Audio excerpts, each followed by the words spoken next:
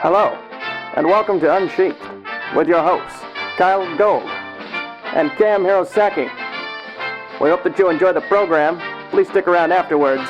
There'll be cake and blowjobs. Hi, welcome to Unsheathed number 27. We're here in our undisclosed discrete location, or indiscreet disclosed location, with a couple of special guests. My podcast and partner in crime is unfortunately not available this weekend, but in his place we have, for the first time ever on this show, Rikoshi. Hey, hi Kyell, thank you for having me on the show. And our return special guest, Not Tube. Hello, I apologize. I know I said that I would never be intoxicated on this program before, but it was the Super Bowl party, and good Lord. And so we're looking forward to a fairly entertaining evening here. We're going to talk to Rikoshi about his book, The Seventh Chakra, which came out 2 weeks ago at Further Confusion. And then Rikoshi is going to talk to me about my book, Shadow of the Father, which also came out at Further Confusion. I know we both had a great time signing books there, and I saw that you had a line pretty much any time you sat down. It wasn't as impressive as your line, but that's okay. I'm not jealous or anything, but... Oh, Fox, it's not the size of the line. No, it's not. And actually, it's actually really cool because this was... I sort of feel like this is where maybe I have finally sort of hit the mark, as it were, of, sort of being an author that is on the radar, which, by itself is more than I would have ever hoped for, so I can't really complain. So one of the things that I thought was pretty interesting was that when you came out with 1,000 Leaves, which was a couple years ago, mm-hmm. and a lot of people picked up the book kind of sight unseen, on the strength of knowing you and knowing your writing, but also knowing Sofa Wolf, and a lot of people have come back to buy The Seventh Chakra, which I think is really cool and speaks to your talent as a writer to bring these people in. Anyone can get someone to buy a first book, but getting them to buy a second book is pretty impressive. So congratulations on that. Well, thank you. Actually, I think that saying that you can convince anyone to buy a first book might be a bit of saying much. I was actually really surprised that people bought my first book, especially since, during my very first con where my book was released, which was Anthrocon 2008, I was talking to people who were getting my book signed, and I asked, hey, how did you find out about this? Who did you hear this from? And I would have people refer me from folks that I had no idea who they were. So, I didn't have any books out. I didn't really have much writing out. And so, clearly I had this base of people who were willing to read my work that I don't know how I built it up. So, that was flattering enough as it is. And the fact that people came back for round 2 was just terrific. So when did you get to a point... I want to talk a little more about the process of writing the second book. Mm-hmm. A couple of questions. When did you get to the point where you knew that you had a novel to write? And was it made easier or more difficult by the fact that you had already written one? So that's actually an interesting question, because I was in the process of writing another novel when I stopped to write The Seventh Chakra.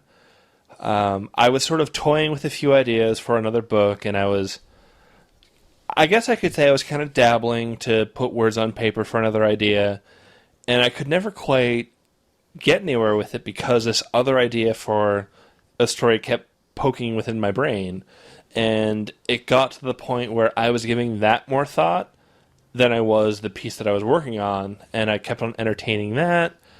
And it's kind of hard to describe the exact moment when I realized, okay, I have a novel, except that I remember that it was while I was on my way home from work one day, which is not really that useful of a trigger. But it is easy to describe. It is easy to describe. Basically, I came up with the climax of the novel first. I knew where the action all culminated. I knew who the characters were, and I knew what was going to happen. And I thought about that for a little bit, and I go, okay, who are these characters? What's going on? What does it mean? And as I was thinking about that, I realized, okay, this is a very in-depth scenario. It's a very complex situation. It's more of an arc involving a series of characters more than it is a story of just this climax event that I've thought up. That makes it more of a novel than a short story. And I just kind of sat down and decided, okay, let's see where it goes with this. And that's where the novel came from. So, was it made easier to write by having your first novel out already? As much as I would love to say yes, the answer is no. And actually, I think that having written a novel already actually hampered me in this, because it was a really difficult story to write. And whenever I would have either A, problems writing it, or B, any crises of faith in getting the words down on paper, I would look at the fact of, okay, I've already written a novel. I know I can do this, like on an intellectual level and in a factual level. Like, okay, I already have a novel that I've written. You know, like, I know I can do this, but I'm not doing it now. And it was sort of like the sophomore effort of, I've done this before. I've proven to myself that I can do this. And yet at the same time, I was really hard on myself about that. And it was, maybe I was holding myself back. I'm not sure, but I was putting a lot of pressure on myself to make it as good as I could be, I guess I could say. And so having done the first one, you're kind of thinking, like, the first one was unexplored territory, so whatever you're doing is okay because you don't have guidelines. But as you're doing the second one, you kind of have this template in your head, and if the second novel doesn't match up to the way you remember the first, then you start to worry.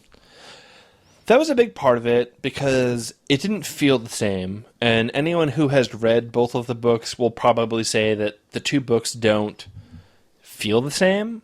And that was partially by design. I think I learned a lot in my first novel. But I was thinking, okay, I've learned what I could from the mistakes I'd made the first time around. But the lessons I learned the first time didn't apply to the problems I was having the second time. So with both of these, did you, when you started out writing each of these, did you start out with the idea that you were going to write a novel, or did they evolve as you went along? I did start both of them with the idea that they would be novels. With Thousand Leaves, I was thinking about the world that I was sort of thinking about in my head, and I was trying to lay out the historical details of what took place in this setting. And it was simply in the process of trying to nail those historical points down that I realized that one of these points in particular actually had a pretty complex story behind that. And after thinking about that one day, I thought, this is actually a pretty detailed, complex story that I could probably write a novel about. And having never written a novel before, I wasn't quite sure how I knew that, but I thought, well, I may as well give it a try. And, that came out 2 years ago, so I guess that means I was at least somewhat right about my initial hunch. With the Seventh Chakra, it was a very similar initial thought process where in both cases I thought of the climax first and then the situation around it, and I thought, okay, this is a, deeply layered, complex story. I think I'm going to have to take a really long time to explore the characters involved in the story around it. So, Rikoshi, you indicated that writing this novel was harder than the previous one, and as I'm in process of working on my first, I was curious in which way was it? How was it harder to work on this one than the previous one was? So, in one sense, one of the reasons that it was really hard was because I was dealing with, there's sort of a character philosophy that comes through in the Seventh Chakra that doesn't come through in Thousand Leaves. And that sort of leads into the next point, in which Thousand Leaves is the story of a cast of characters. The Seventh Chakra is more the story of one character. In the simple way to explain that is that I have a single viewpoint. I have one main character, which isn't the case of with Thousand Leaves. When I was writing Thousand Leaves, if you look at this, and you can sort of see this come through, I was a big fan of TV shows like Lost and Battlestar Galactica, where you have multiple main characters and multiple focal characters. And that's a huge element of Thousand Leaves, in that you have multiple focal characters. Seventh Chakra has one focal character. And then because of that, it was really difficult for me to strike a balance between introspection and moving the action forward. Because I didn't want action to overtake everything, but I also didn't want the main character to not focus on himself enough. And the good thing with Thousand Leaves is, because I had multiple characters, is that whenever the introspection got too heavy, I could switch to someone else. And that wasn't an option the second time around. So do you think that that was the only thing that made it harder, or do you think that just writing a second novel after having written a first one itself is more difficult? I think there's some of that. I was definitely holding myself to a higher standard. And one thing I've told people is that my real hope for my second book is that, if anything else, I hope it's better than my first one. I mean, as a writer, that's really the simplest thing I can hope, is that my books get better as I go along.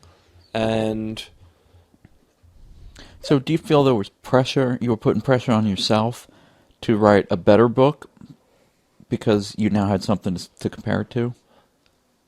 I do think that was the case. I do think that I was being kind of hard on myself, and in retrospect, I can see where I was probably being too hard on myself.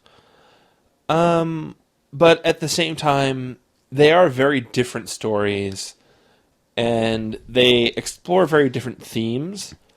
And so I'm still not 100% sure whether, okay, maybe the themes that I explored in Thousand Leaves were simpler for me than the ones that I explored in Seventh Chakra, or whether, the difference in viewpoint and the difference in, sort of thematic responsibility were just harder for me to wrap my head around the second time around.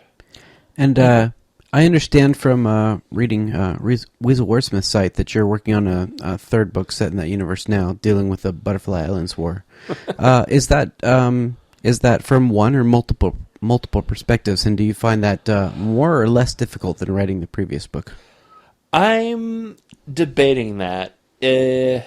Without giving too much away, it's either going to be from one point. It's either going to be from one viewpoint, or it'll be from two. It's going to be one of those two. It's not going to be from, half a dozen like Thousand Leaves was.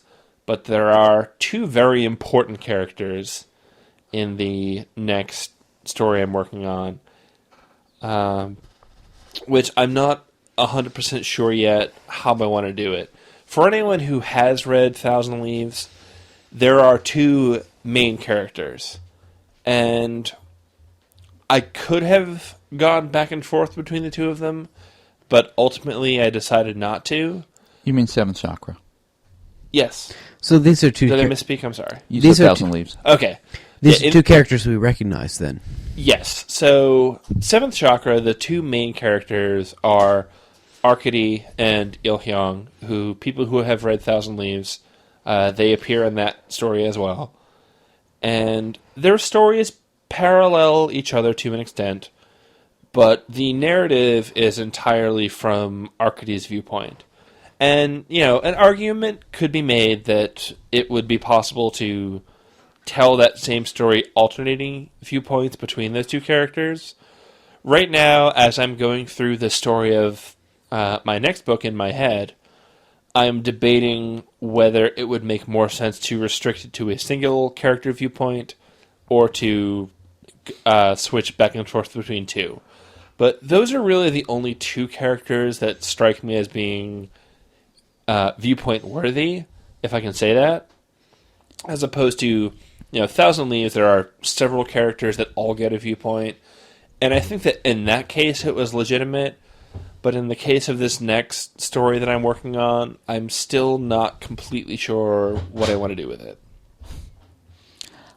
So, if you had to pick one thing that you learned about writing novels from the process of writing the Seventh Chakra, what was one thing that stands out?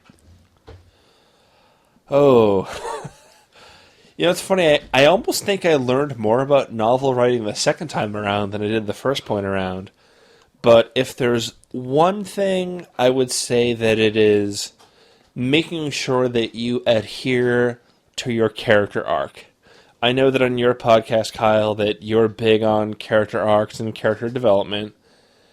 And when you have an ensemble cast, you can sort of rationalize, okay, the plot and the story is more important to what's going on than anything that goes on with one individual character. In this case, it was, okay, I really need to make sure that my one main character is interesting. I need to make sure that the reader is going to be with him, and I need to make sure that what happens to him makes sense. And if you're switching viewpoints, there's a bit of, you can sort of obfuscate any, I guess, moments where there's a lack of transparency between the author and the reader. When you're stuck with a single character the whole time, it's actually very different. And I think that the author responsibility is really, you have to really make sure that if the reader is going to be with one character the whole time, that it's a good character, or it's at least a character that's entertaining to follow. And I think that in some ways having multiple characters was a crutch for me the first time around. And so the second time around, it was, okay, there were definite flaws in my first draft of, this character is too wishy-washy, this character is too weak. How do I change the character in a way that will make the reader identify with him more, while at the same time not changing the story? Yeah, you have to pay a lot more attention to the character arc when you're just doing one main character, because he has to have a progression that the reader can follow all the way through. Yeah. Cool. How much would you say the character that, as you'd written it, had changed from the first initial drafts to the final one? Quite a bit, really. So this isn't really a spoiler, but the main character of the Seventh Chakra is the character of Arcady, who, as I've said, also appears in Thousand Leaves. But my very first draft, I think he was a really weak character. And one of the big themes of the story is leadership. And there's sort of like a duel between leadership and friendship. And that was something I wanted to explore, and that's one of the deliberate themes of the story. But the very first time I wrote the actual plot, the character, as he followed through that plot, was really weak. He was really wishy-washy, and he was hard to identify with because I got the feeling that people just kind of wanted to smack him when I was sort of, giving people glimpses of my early chapters as, hey, can you read this? Let me know let me know what you think of this, the story and this character. And he was too weak. He was too conflicted. And you obviously want conflict for your main character, but you also want your character to be somebody that you want to be able to see as a hero. And so, yes, you need flaws, but you don't want them to be, all flaws. And that was a balance that I thought was really hard to strike. And when I was going through in my subsequent drafts and my subsequent edits, that I paid a lot of attention to. All right. Any last things that you want to say about the book? We're going to try to keep this kind of short so we don't run an hour and a half. Well, the biggest thing I can say is that the turnout for people had mentioned the book signing earlier. The turnout for the book signing and the fact that people are had read my first book and were coming back for a second was hugely flattering. I'm amazed that I was able to get people to come back for round two. That's a sign of having written a good first novel, and from Yeah. what I hear, everybody agrees with us that the second one is even better. Yeah, I mean, like I said, that was my main goal, was that, my second book would be better than the first, and my hope now is that my third book will be better than the second. Yeah, I mean, it's been a really great experience, getting to put this down on paper. And one of the things that you learn a lot I've taken many classes about writing and about storytelling, and they always tell you, just have one main character. And I didn't do that with my first novel, and I don't think I believed it when I was writing my first novel. And so when I went to my second, and I realized, okay, this is really one person's story, it was... There was a bit of a stumbling block there, because I knew that it was possible to write a story from multiple points of view, but in a way that's harder. And it was almost like I had skipped a step. And so going back to keeping... It was almost... I don't want to say this like it was too simple to be easy, but keeping the focal camera on one character was harder, because it forced me to be more honest with the story I was telling. And in retrospect, I can see where that was the real challenge for me. Was I can't cheat anymore.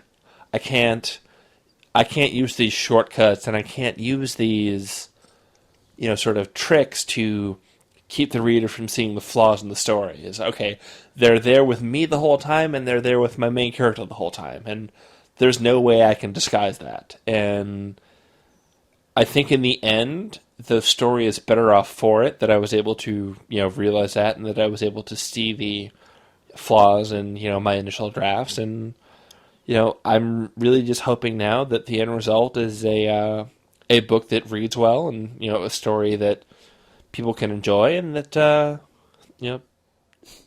I hope I can surpass it the next time around. It's actually kind of funny that you mentioned that whole thing with multiple points of view, since my last two novels have actually been from multiple points of view, albeit only two characters, not your cast of, I think, 4 or 5 in 1,000 Leaves. Oh, there's more than that. Well, that get point of view narratives. There's more than 5. Okay. There are several characters that get one-off points, but I don't know if you want to count those.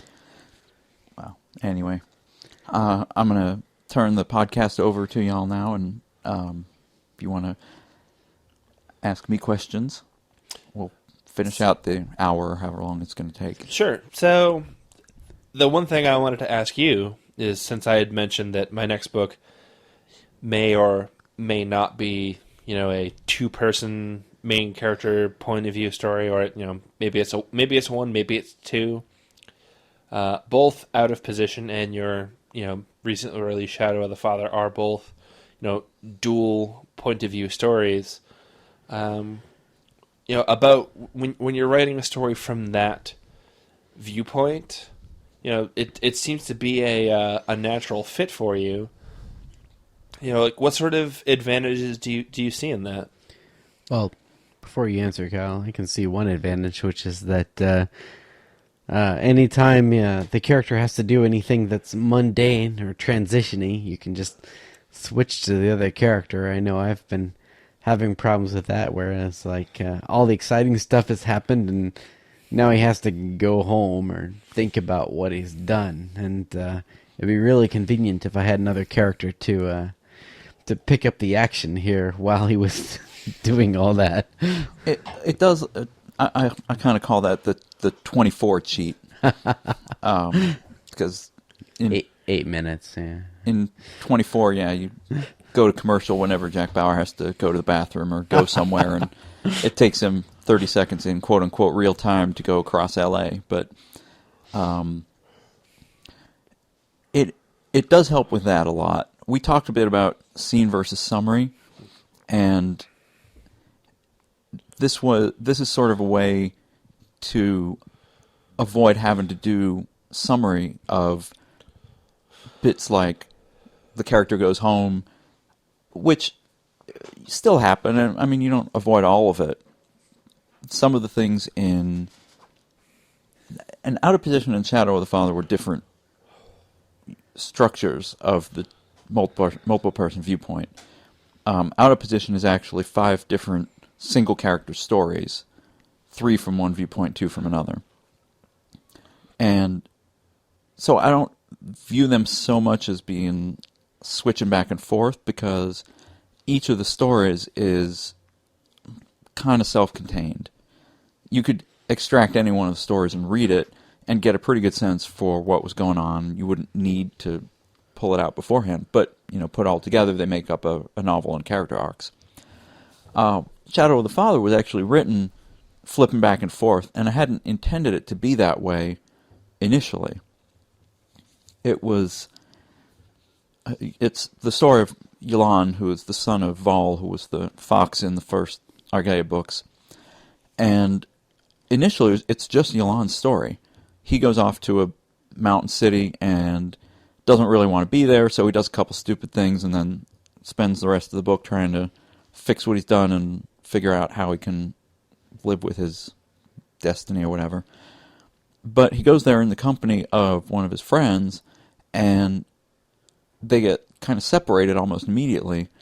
And so I was thinking, well, I could just, have the other friends show up from time to time, but then what was happening to him was also interesting and also relevant, because he has his own character arc, which isn't as broad as Yulan's and is not as related as it probably should have been, but it ended up being kind of a separate story. But you're right. I mean, one of the big advantages is, Yulan's talking to one of the officials in the government and says, explain to me about all of this stuff that's going on. And instead of having to do an expository explanation, I can switch to the other character who's actually experiencing the thing that Yulan's getting explained to him. So the reader gets an explanation without having to listen to some bureaucrat talk about it. The other thing you can do with the multiple character viewpoint is build tension. Yeah. And you can introduce an event, and mine always seem to shift around in time. So I've got, they don't slip too much in Shadow. In the book I'm writing now is a sequel to Out of Position, which is also flips back and forth, and sometimes one of them gets about a week in front of the other one. But Out of Position, Shadow of the Father takes place over like 2 days, so they don't get that far out of sync. But you can have one character doing something, and then the effects of what he does are not felt on the other character right away. The other character is doing things without the knowledge of that, but the reader has the knowledge of that. So you can use that to build dramatic tension where, for example, one character is going into a house and encounters an enemy there who holds a knife to his throat. And you flip away from his segment and you go to the other character who's now also going towards the same house and doesn't suspect anything. But the reader knows what's going on in there. And so you can do a lot of sort of tricks with tension like that. Yeah, that's amazingly effective. I remember the first time early on when I was reading, I think even Lord of the Rings, actually, I was reading, what was happening with Aragorn and all his crew, and I was like, no, I want to know what's going on with Frodo and Sam. And then by the time I'd got to the point where it switched to what was going on with Frodo and Sam, I was like, no, you can't leave them there. I have to know what happens, And that's sort of another way to build tension is you can have little cliffhangers at the end of chapters that don't get resolved right away. So the reader's thinking, what happened to Frodo? Oh God, I'm going to go, and then get them caught up in the other plots. And I have to say, apologies for the fawning, but Shadow of the Father was great for that. Where just where I was really, I had to know what happened next. You'd switch positions and leave me hanging there, sort of out of position, I guess. Yeah, Thank you. Like I mentioned earlier, for my own sort of storytelling inspiration, I mentioned both Lost and Battlestar Galactica, where they'll go to a commercial break at a cliffhanger, and then when you come back from that commercial break, you're in a different part of the story. Is you don't go right back to the that you don't go back to the cliffhanger, you don't go back to the tension break, is you let a whole new set of tension build, which is, I think that from a narrative standpoint, that's a fun, it's a fun option to have. And that's a sign of a good writer, by the way, when no matter whose perspective you're switching from, if the reader doesn't want to leave that perspective and go to the other one, even if they were excited about it before, then you know you've got the person hooked. Yeah. And see, when I was reading Tolkien, of course, I was like probably not quite old enough for it yet, but I remember just being completely uninterested in Aragorn's story, no matter what was going on with it. And I was just like, I want to know what happens to Bilbo and Frodo and Sam in the ring. I was at first, but then by the time it actually switched back to them, I was like, oh, nerds, blurg. I don't care about them anymore. I want to know what happens here. So one of the early indications that I think I was at least somewhat successful with tension and shadow is I got a couple of messages on Twitter the other day, 2 messages the same morning from people who basically said they'd stayed up all night because they couldn't stop reading it once they started. And I feel bad about the lost sleep, but it was cool. It was something I hadn't ever tried to write a novel before that was specifically that much action, that much one thing follows from the other thing follows from another thing. And one of the books, this is a kind of weird one, and there's probably many examples I could have taken, but I remember specifically Cassandra Clare's City of Ashes was an inspiration for that. Was it Bone or Ashes was the first one? I think Ashes was the first. I think it was Bones, wasn't it? Maybe it was City of Bones. Okay. Yeah. Anyway, it was her first book in the Mortal Instruments trilogy, and it was just a great adventure because the characters had a long-term goal, but then they had a series of short-term goals, and every time you thought something happened to screw them up, they would address it and fix it, but then something else would happen almost right away. And they'd have a couple little breaks, and there's a couple breaks in Shadow where you can relax a little bit, and the characters relax a little bit. And the other fun thing that you can do with multiple character viewpoints, although I don't know how much this applies to either of your stories, is you can switch viewpoints in the middle of a sex scene, which I found very entertaining. I have done that in my works, which shall not be named. That's fun. Yes. That's a question I did want to ask you. Is so you have Waterways, which is pretty light on the sort of the more sexual aspect. Then after that you had Out of Position, which is very much not light. Not at all. No, not at all. And then you move on into Shadow, which is back to being lighter on the sort of sexual content. I think it's actually the least sexual of your novels. Yeah, only like maybe 3 or 4, which is. I think there's really 2. There's only 2 scenes. Yeah, there's only really? 2 sex scenes. I thought I rember 3, but maybe that was just my my own imagination. I feel okay talking about this, specifically because you've mentioned it in public on sort of like your journals and your blog postings that it's not a very sexual story. Would you say that that's more because the story didn't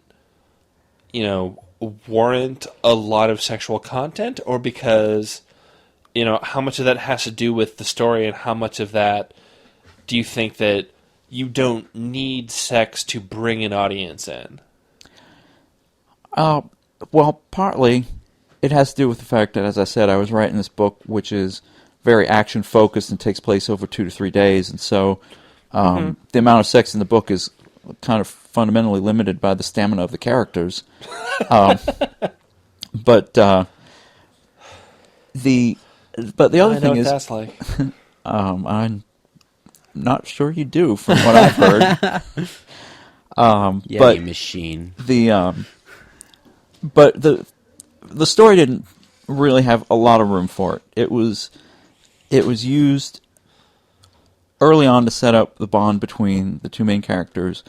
It's used later on to kind of reinforce that bond because they've spent time apart and they're really going in different directions, and it was sort of meant to reinforce that they're on the same track and that this affection between them is still very strong. I will say, people have said that Vol was pretty heavy on the sex, or at least some of the feedback that I got from my first novel was, by the time it got later into the plot, people viewed the sex scenes as almost an unwelcome distraction, and they would say I would almost skim the sex because I wanted to find out what happened with the plot. And I did put sex in that book sort of partly, as I say, to prove my point that you can have a book or a serious story where sex plays a part, but also because I was thinking, how much do I have to entertain people with it? And it was a little bit not having confidence in my ability to tell a story at that point. Yeah, I think the idea of having to put sex in to draw people in is a little bit of a myth, because I think sex will get people to pick up a book initially and maybe buy it, but it doesn't keep them reading. Like if they read, then they read those sections, and they're not as likely to be interested in the story. Yeah. So I think putting a lot of sex in a book can put people off as much as it can draw them in. Yeah. I think that if all people want to read is sex, they'll read short stories online. Exactly. And not pay money to read a novel. Yeah. And so, sort of building on this with the series of Argan novels that you have, Vol itself is pretty big on the sex. Pendant of Fortune switches over to being really heavy on the intrigue. And Shadow of the Father is big on the action. And I think it's really great that you're able to sort of switch the modes on that without losing the feel of the setting and of the story, which, I'll fawn over you for a bit, that I think that your ability to do that is very impressive.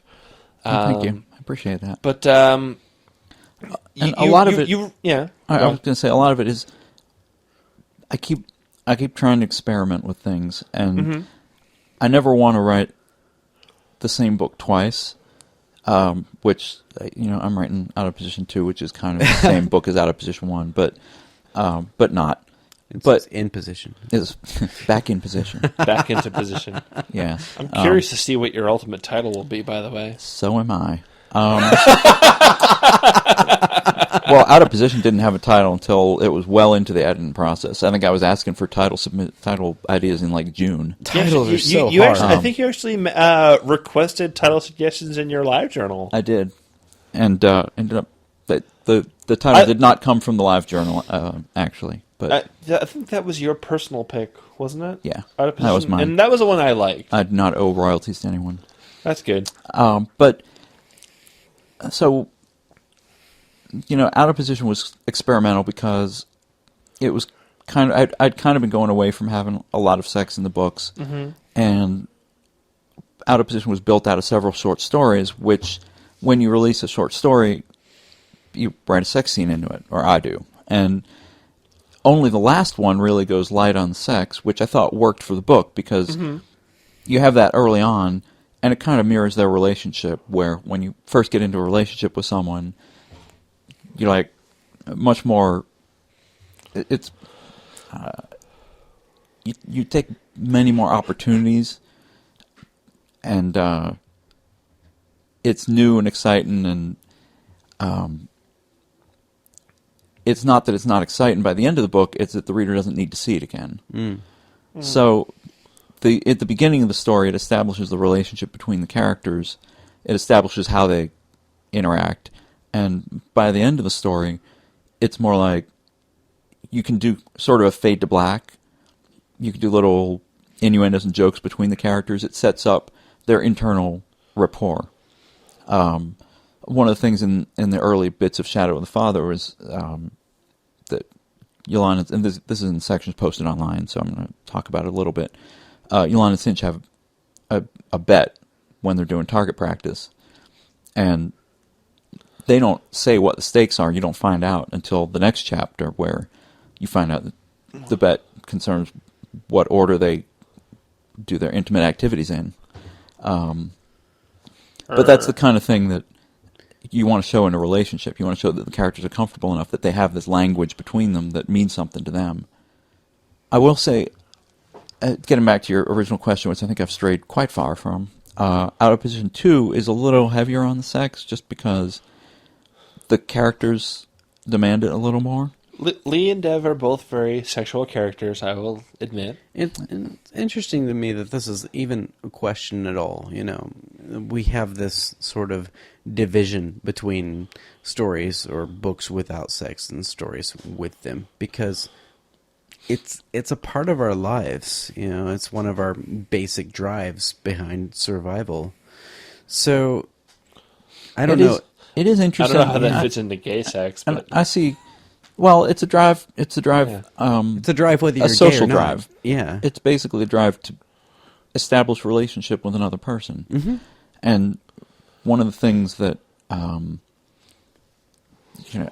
an evolutionary perspective, one of the things that you can say language itself developed from a need to communicate and establish relationships with other members of our species. And so this whole exercise that we do is about building relationships. I'm not trying to lead up to something that saying that as an author you're having mind sex with all your readers, but they're kids looking at me really weird now. Stop I mind-raping don't me. think that mind sex is cheating, so I think you're okay. Well, it's not because it only goes one way. No comment. So you're saying your readers don't enjoy it then? No, Oh, if the readers sounds like like to both play ways it, to me, then. I'm saying that's it's a bigger time problem. shifted. Yeah. Um, but That's not mind rape because we want it.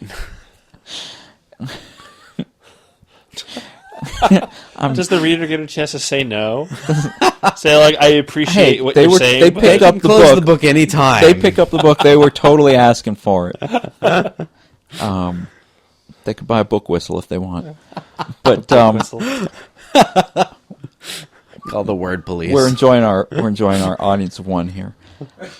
But you make a good point. And actually, when you read books in the mainstream, especially when you get into the romance area, books that are just called romance, I'm actually quite surprised by how explicit some of the sexual activity in those books is. And I kind of initially classified my books as erotica because the sex is fairly explicit. But it's not that much more explicit than it is in some of these romances. And when so Out they're of not Position... describing the fireplace at all. They're Oh, right. going right into it. Yep. Yeah. When Out of Position was being read around this sort of more non-furry gay community, there was not... that people sort of talk about the mechanics of the sex. Like, I think the one review I read recently made me laugh because the guy said, as soon as I stopped wondering how the fox could deep throat the tiger without biting his junk off, then, I started enjoying the story more and I got into the characters and the plot. And, my response to things like that is, of course, because, humans who deep throat each other don't have teeth, right? I'm glad I don't. I'm gonna say because the fox has this nice long. I'm sure slender your husband muzzle. is too. The fox has the nice long slender muzzle, and the human just has the stubby little mouth. I mean, sure, the teeth are pointier, but, humans have teeth too. Anyway, getting aside from all that, there's a lot more sex, and I grew up too reading Piers Anthony, who does everything but... Oh, I'm sorry. Yeah, I know. Speaking of masturbation, Who does everything but explicitly describe sexual activity, and it's not... It's almost more a self-imposed division, I think. Yeah. Piers Anthony seems to fetishize sex in a way to me. True. Yeah, which it's almost a contradiction in terms. But it is. No, I know what he means, though. When you put such huge importance on it and avoid it and draw attention to it at the same time, you're making sex itself this kind of weird, like the Victorians. fetish. Well, it's not a very normal part of life. It's a very adolescent perspective. Exactly. That's Yeah. the word I think of when I think of Piers Anthony. Sex is this amazing thing. It's amazing and it's funny and it's scary all at once because you don't really know anything about it. Check out this National Geographic. Exactly. Yeah. And Or what anyone I who's 17. what I try to do with the books is it's a part of their life. they joke about it. It's a natural reaction to things. Yeah, I say if you avoid sex, if you can't read it, if you can't look at it, if you're concerned about it being in your media, you're more obsessed about it than I am in your own way. Yeah. Well, but I think I agree with you, but I will also play devil's advocate and say there is a level of description and detail that people may not want to read. They may be okay, like there's like no sex in the Lord of the Rings, for instance. But if he had, I'm sure there are people who wouldn't have minded it if he had just kind of said, you can do suggestions and fade to black.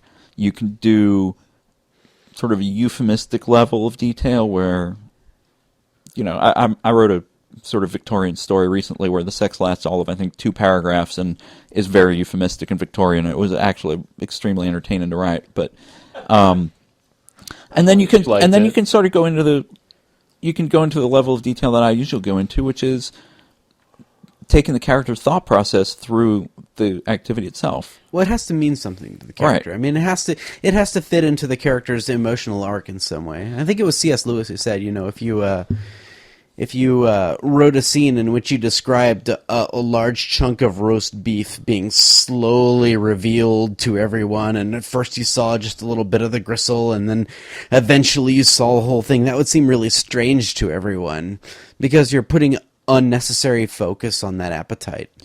Right. But, I mean... I don't know whether I should be hungry or horny now. Can it be both? Yes. Stay out of my Here's freezer. Some roast beef.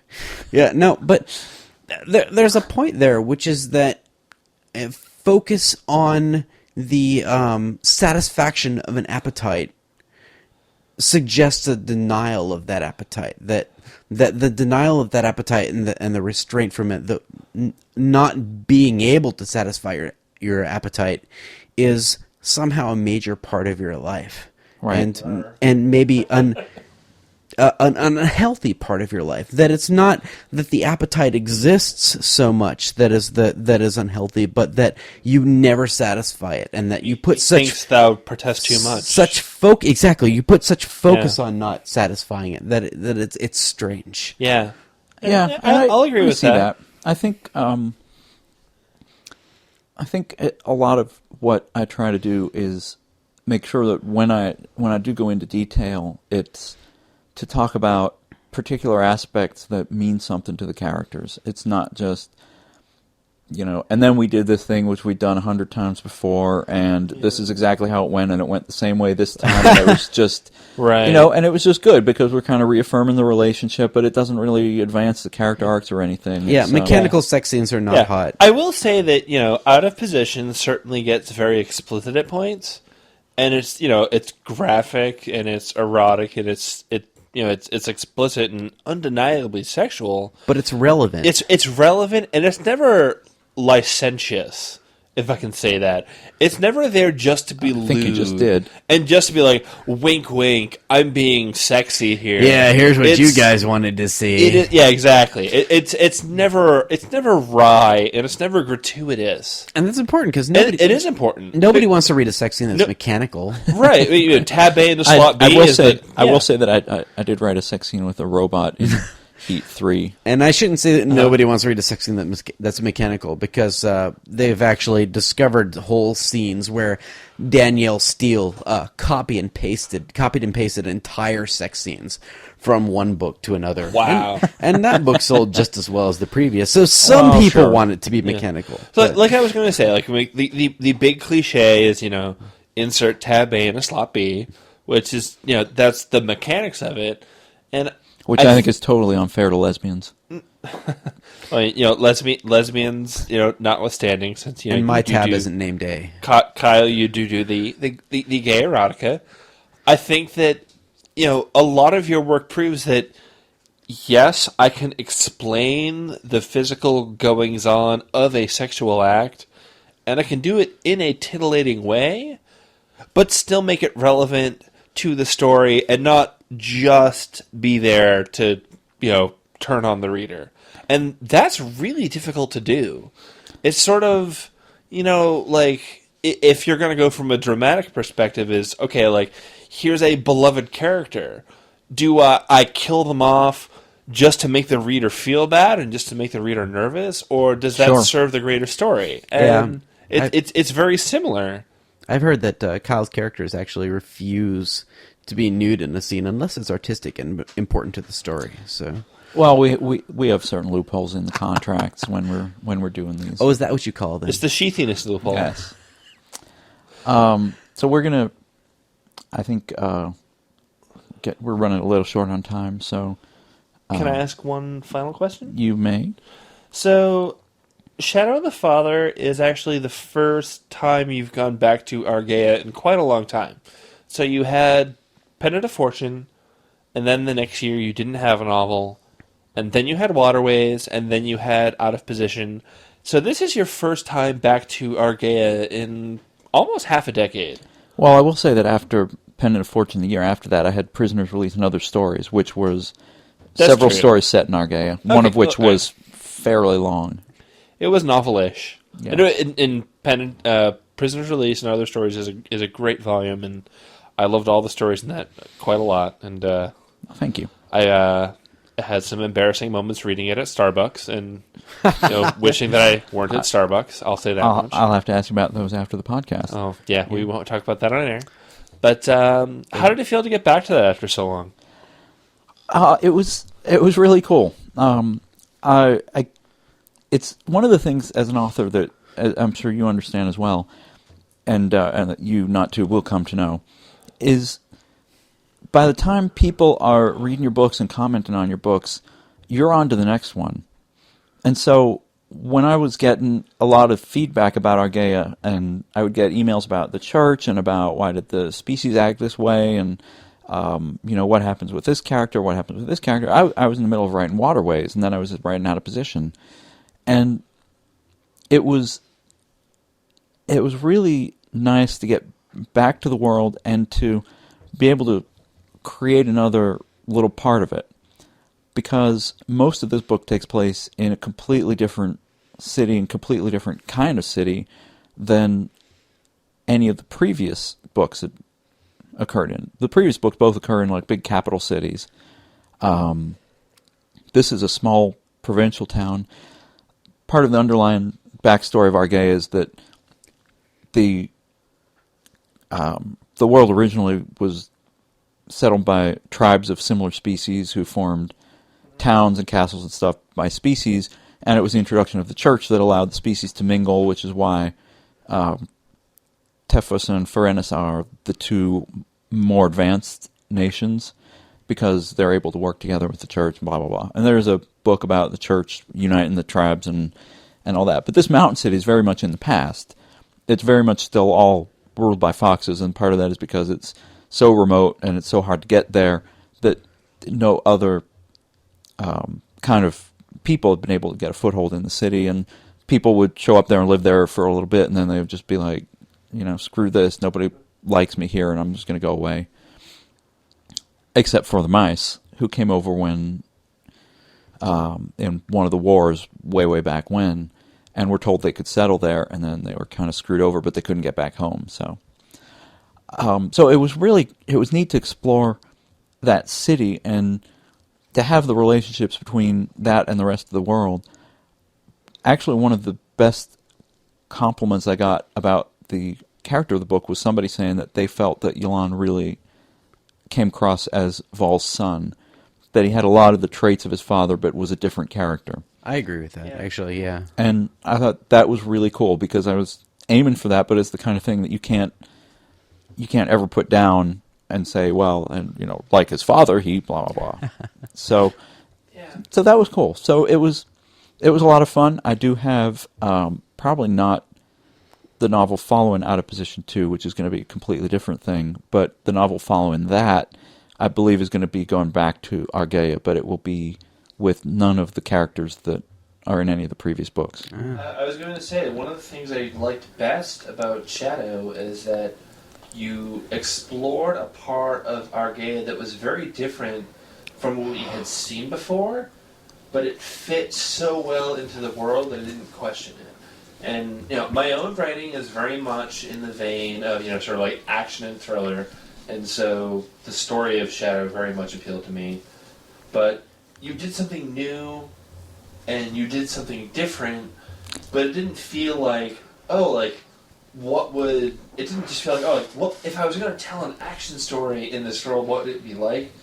It didn't feel cheap or fake. It felt like here's a logical extension of not everything is the capital, not everything is the big city, not everything is this big political affair. Here's the rest of the world, here's a new story, here's a new theme, here are new characters.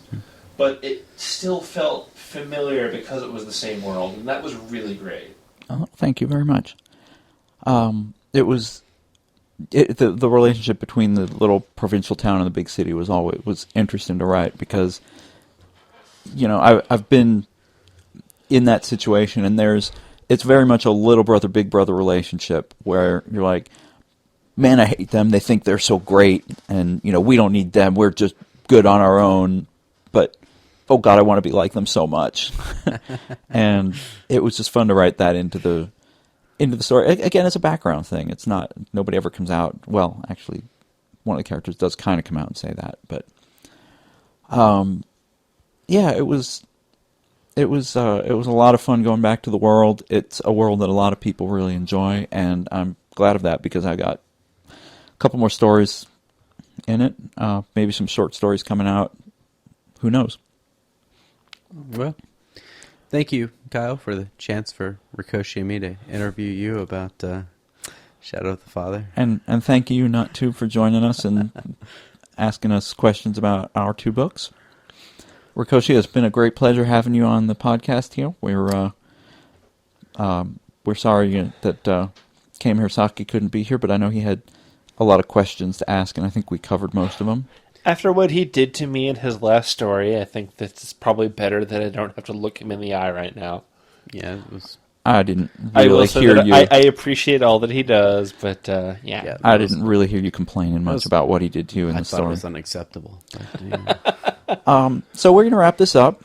Next episode is going to be aired the week after, I believe, after Valentine's Day. So we have an email address, unsheathedpodcast@gmail.com, and we'll be talking about Valentine's and romance, the meaning of choosing a day once a year to celebrate relationships, which was a decision made by the Hallmark Company. And not really. I just like saying that because it makes me sound edgy and counterculture. and it makes me it makes me glare at him. Yes, it does. And I will note here that this is probably the first time that foxes have outnumbered otters on our podcast. You at least you'll have the otter quorum. You have your otter quotient is a non-zero sum. I'm a minority now, though. I get to go to college for cheaper. It is. If you want to pick up either the Seventh Chakra or Shadow of the Father, they're both available at www.sofawolf.com/catalog. You can find them pretty easily. They're up there under the new items. Not Tube, of course, is the author of the story Moon Thief, which appears in the collection X, which is also up on sofawolf.com, and it's also very hot. Is eligible for an Ursa Major award. So it is. I'm sure Kyell Hirosaki and myself will talk a little more about the Ursa Majors next week. But until then, send us your emails if you have anything to say on Valentine's Day. We'll get back to reading emails next week. And thank you both again. And thank you all for listening. This is Kyle Gold.